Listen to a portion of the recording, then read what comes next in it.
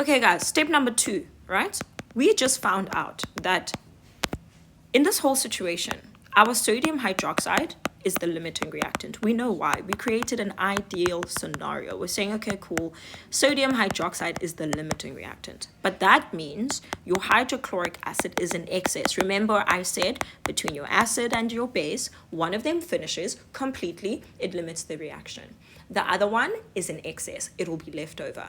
I showed you in the picture, right? I showed you guys in this picture how it happens, that eventually you end up having 1 hydrochloric acid mole. But you need to actually show it in a calculation. All we've done in the first step is we've shown what is the limiting reactant, right? Cool. So what we're saying is, okay, sodium hydroxide is the limiting reactant, which means all of it gets used up. All of it gets used up. All of these 2 moles will get used up. So now the next mole ratio you do, I'll write it in a sentence. The next step, when you're about to use mole ratio, what you're doing now is you're saying, okay, 2 moles of sodium hydroxide gets used up. Okay, I can conclude that 2 moles of sodium hydroxide gets used up. How many moles of HCl?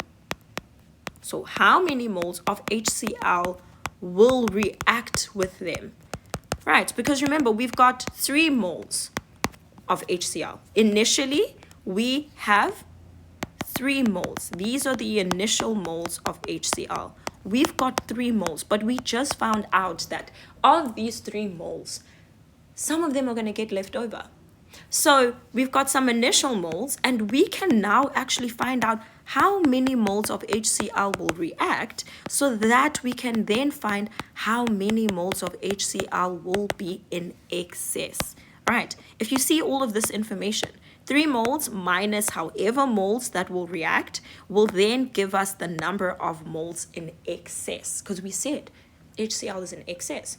But how do we find this? How do we find how many moles of HCl reacted?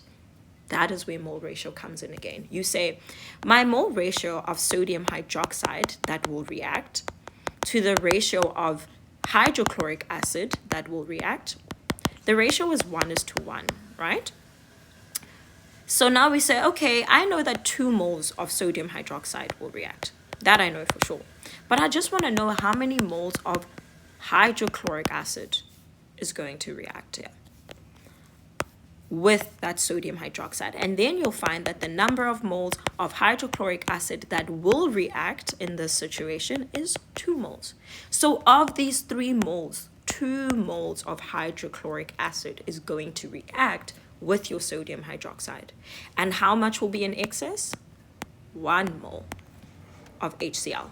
What did we see in the picture? There was 1 mole left over. So that's what step number 2 is. Step number 2, always write these sentences, guys, so it can flow, so it can make sense to yourself as well, right? You're saying, I know all of my sodium hydroxide gets used up.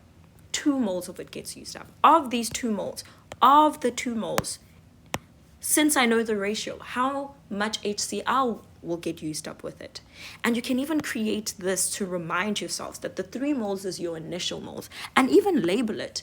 And then that your next part is finding out how much of it will actually react. Okay, and then you'll know your 1 mole will be in excess.